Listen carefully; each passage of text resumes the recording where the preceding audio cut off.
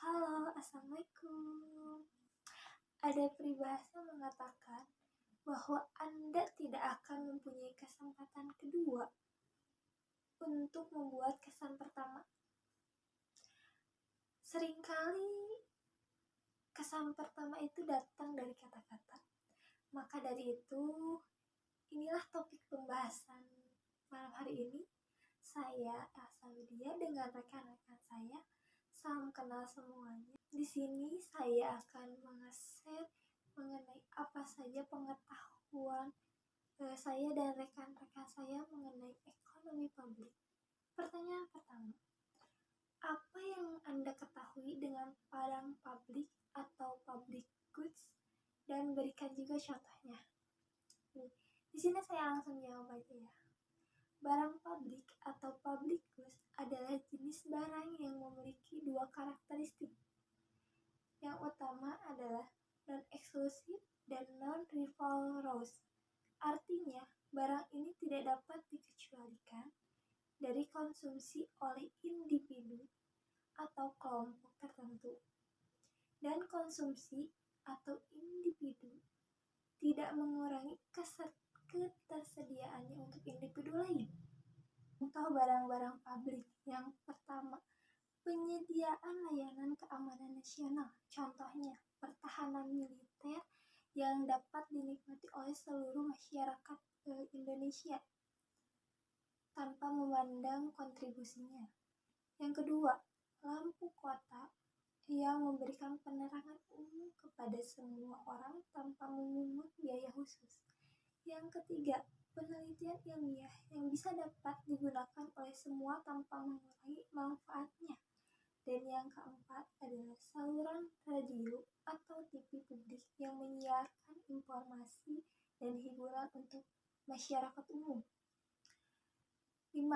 Keberadaan tanaman umum yang dapat dinikmati oleh semua warga tanpa memungut biaya.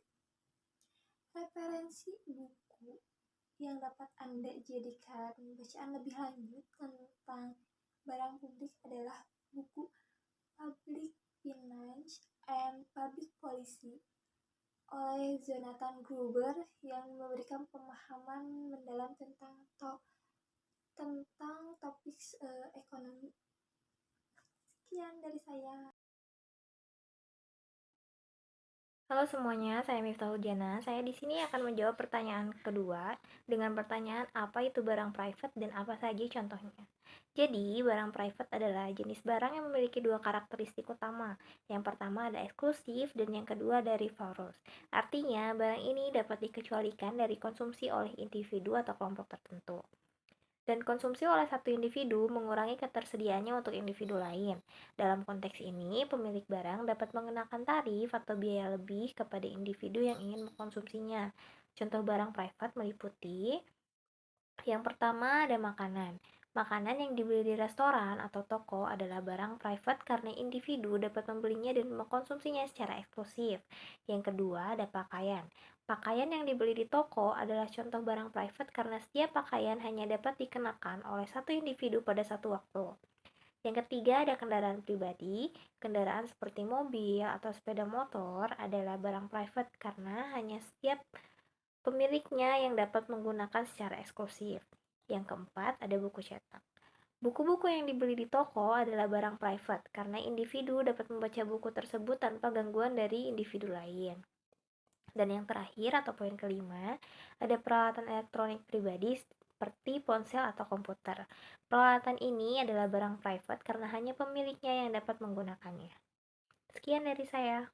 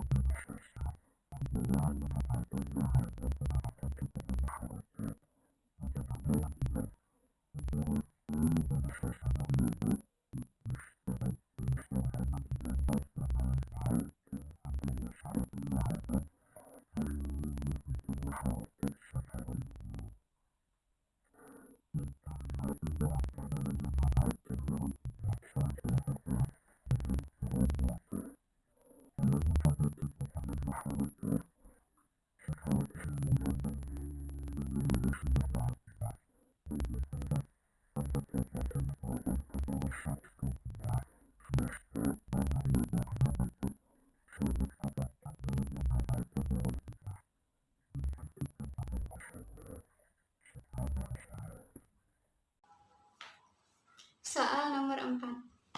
Menurut Anda, apakah mungkin pendidikan tingkat dasar sampai perguruan tinggi yang disediakan oleh pemerintah akan menjadi barang publik? Jawabannya, pendidikan dasar sampai perguruan tinggi bisa dianggap sebagai barang publik jika memenuhi dua karakteristik utama dari barang publik, yaitu non-eksklusif dan non-rivalrous. Namun, implementasi pendidikan dalam berbagai negara cenderung sangat bervariasi, dan tidak semua tingkat pendidikan bisa memenuhi karakteristik ini. Yang pertama, ada pendidikan dasar dan menengah. Pendidikan dasar dan menengah sering mendekati karakteristik barang publik karena banyak negara yang menerapkan kebijakan pendidikan dasar wajib dan gratis untuk semua warga negaranya. Jadi, pendidikan dasar dan menengah ini tersedia untuk umum dan tidak dikecualikan untuk konsumsi oleh individu atau kelompok tertentu. Yang kedua, ada pendidikan tinggi. Pendidikan tinggi sering memiliki karakteristik campuran. Beberapa negara menyediakan pendidikan tinggi yang sangat subsidi atau gratis dan menjadikannya lebih mirip dengan barang publik. Contohnya, beberapa negara menawarkan pendidikan tinggi yang terjangkau atau gratis. Namun di negara lain, pendidikan tinggi yang masih dikenakan biaya yang signifikan. Pendekatan pendidikan sebagai barang publik atau bukan itu sangat dipengaruhi oleh kebijakan pemerintah, budaya, dan norma-norma sosial yang ada dalam suatu negara. Penelitian ilmiah dalam bidang pendidikan atau ekonomi akan memberikan pemahaman yang lebih lanjut tentang bagaimana pendidikan diatur, dibiayai, dan dianggap sebagai barang publik atau bukan dalam suatu konteks tertentu. Referensi buku atau jurnal ilmiah tertentu akan sangat bervariasi, tergantung pada sudut pandang dan isu yang ingin Anda eksplorasi lebih lanjut. Terima kasih. Saya akan menjawab pertanyaan poin kelima dengan pertanyaan seberapa puas saya terhadap pelayanan publik yang disediakan oleh pemerintah dan berikan contoh terkait pelayanan publik tersebut. Saya sudah merasa cukup puas dengan pelayanan publik yang disediakan pemerintah. Dengan pelayanan publik yang saya dapatkan yaitu yang pertama ada pelayanan kesehatan. Kepuasan dapat diukur berdasarkan akses dan kualitas pelayanan kesehatan yang disediakan oleh pemerintah, termasuk rumah sakit, puskesmas, dan program vaksinasi. Yang kedua, ada pendidikan. Kualitas pendidikan dan akses pendidikan umumnya menjadi faktor yang mempengaruhi kepuasan masyarakat terhadap pemerintah. Yang ketiga, ada infrastruktur. Pemerintah menyediakan infrastruktur seperti jalan, jembatan, dan transportasi umum yang dapat mempengaruhi kualitas hidup masyarakat. Yang keempat, ada keamanan publik. Pelayanan kepolisian dan keamanan umum adalah contoh penting dari barang publik yang disediakan oleh pemerintah. Dan yang terakhir, atau yang kelima, pelayanan sosial.